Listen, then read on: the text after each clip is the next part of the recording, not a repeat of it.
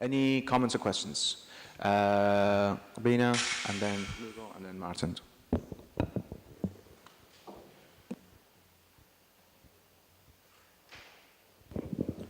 Hello everyone, good to have been listening all through the day.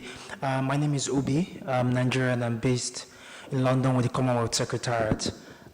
There is a piece of the puzzle that I think has been missing in all of our conversation all day, and that seems to be the place of government. I'm beginning to assume our conversation sounds like there are no governments in all these places we're talking about. And my worry is that there are also people that are passionate about these concerns that we also have. So I want to ask, especially in this point of financing, much as we want to mobilize global financing, how also do we look at domestic resource mobilization, and how do we hold countries account for the monies that is raised in their own countries? There's so much of money, both from countries that mine and sell natural resources or export services that governments raise in country.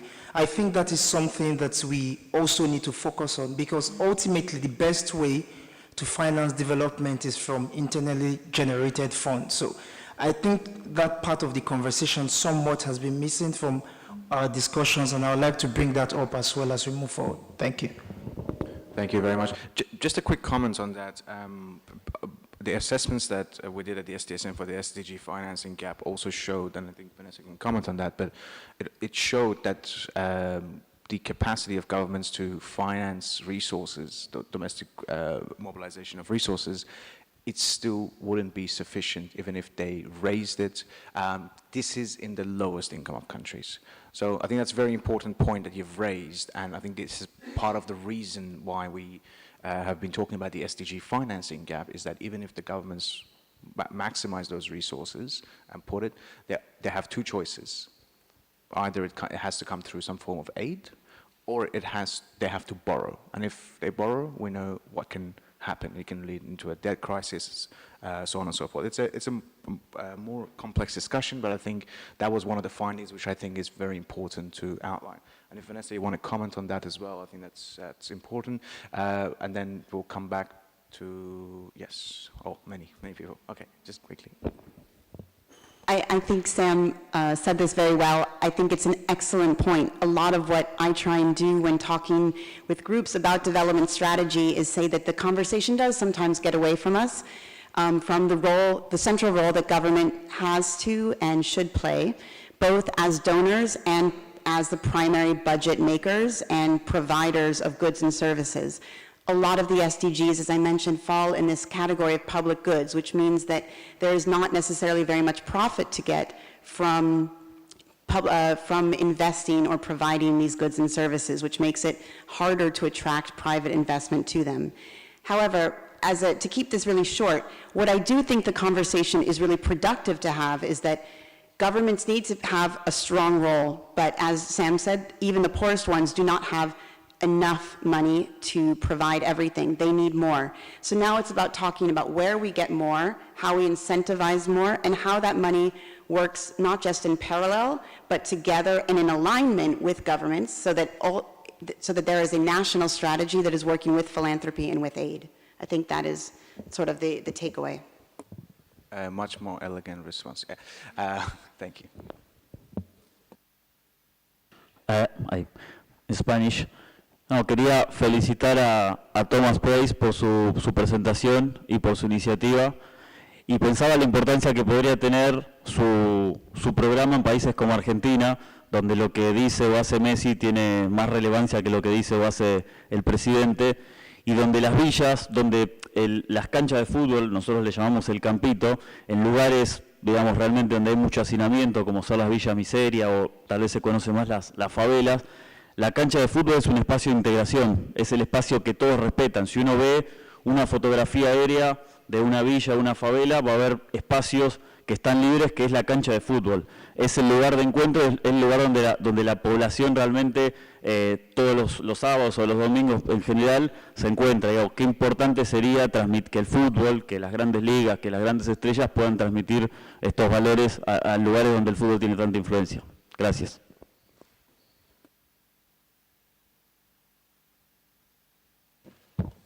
Thank you. So we, very quickly, Martins, and then Dario, and then.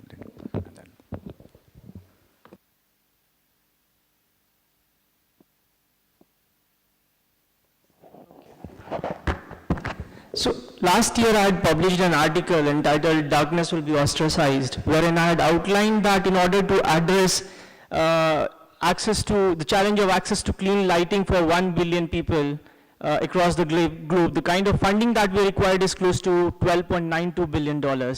This is 1/5 of the remittance that was sent by non-resident Indians in the year 2015. So definitely there is, for sure it is that there is a lack of willpower for addressing the challenge of SDGs, and for sure we are short of finance. So hats off to Nexus, hats off to Move Humanity, Common Goal, and SDSN. There are two sharp and clear challenges that developing countries are facing. In the past, countries like Uganda, Rwanda, Tanzania, Mozambique, they have not been able to utilize funding that they have got for development because they lack absorptive capacity. On the other hand, in countries like India, we have our funds parked for addressing the challenge of environmental challenge. Sorry.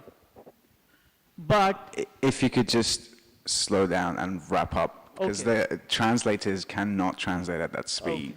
apologies. Absolutely. Okay, thank you. So, on one hand, countries lack absorptive capacity. Even if they get funding, they don't know what to do with the funding. On the other hand, we have countries like India, where we have funds parked, but we don't know how to utilize that fund because we lack technology. Okay. So, beyond funding, there are far more graver challenges which developing countries are going through. Thank you very much. Yeah. Sorry, we had Jaffa, and then Dario, and then Lynn. Thank you, Sam. I will keep it simple again. I'm sitting beside a Kennedy. So I just want to, maybe John F. Kennedy, you know, he said, don't ask what your country can do for you, ask what you can do for your country. And about the governance, I know that there's a gap between 300 and 400 billion that we will get to solve. But the rest, I think each of us has to, turn to himself and say, what can you do in your country?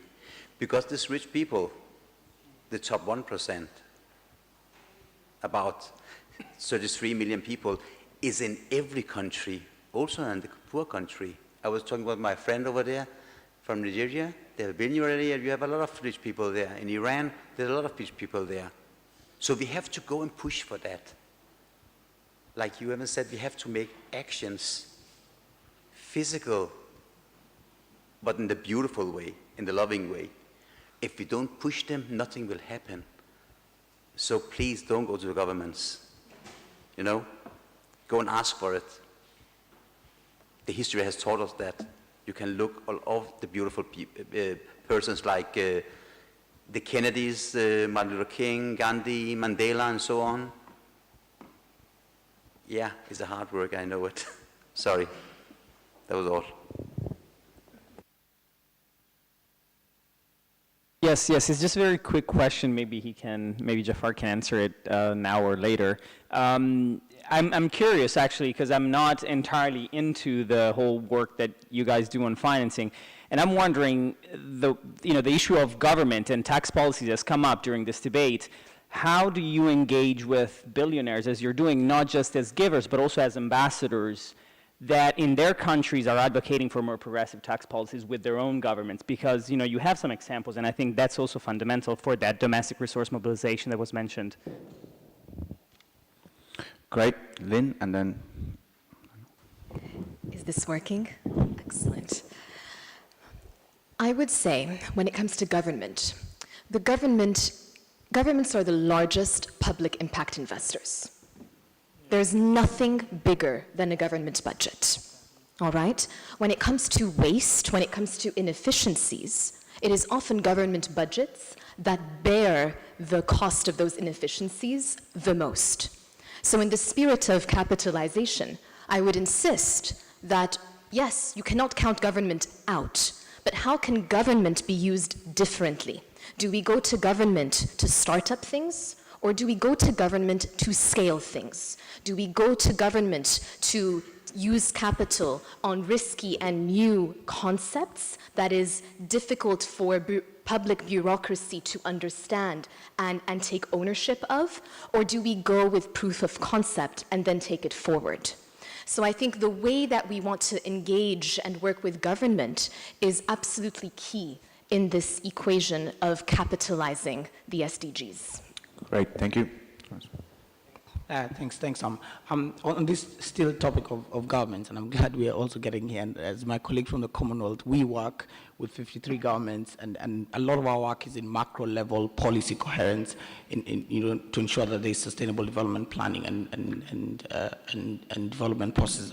I must say, firstly, we did a youth mainstreaming in development planning publication that had a baseline survey of 35 countries, and a lot of the results that were coming out is that, firstly, when it comes to national development planning that actually has inclusive development outcomes for young people, the hugest gap is the fact that there's no youth-centric budgeting processes in national governments. So it's not really an issue of whether government can finance enough or not, or how much money is needed. It's the utility, utilization, and efficiency of the little resources that are there. That's the first thing. And secondly, we also realize that the other key thing that is coming out is not just the fiscal element of financial management, but the resourcing around it. And that goes around the human skill, that governments have. It goes around the systems, the structures, the processes that go around the efficiency of utilization of, resources. I can have discussions with many more people who are looking into national ecosystems and how they can actually change to help, financing of development at a country level. Thanks. Thank you. So just quick comment and then we wrap up. Yeah, I think for me, I'm just interested. I've been in position in terms of just, working hard and trying to mobilize capital, and I've been, at least to be successful in that in terms of raising venture capital. So I just want to propose something practical.